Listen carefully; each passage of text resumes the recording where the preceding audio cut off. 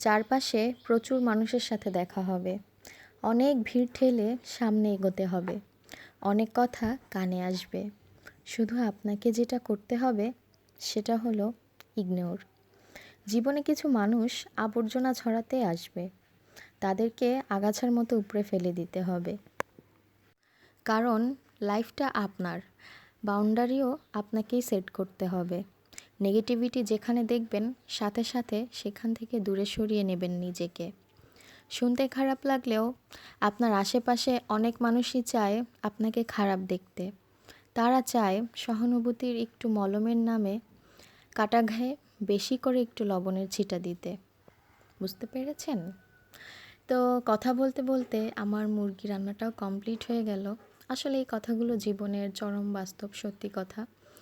এগুলো আমরা অনেক সময় বুঝতে চাই না, শুনতে চাই না, কিন্তু এগুলোই আসলে আমাদের চারপাশে সবসময় ঘটে থাকে। তো আল্লাহ হাফেজ।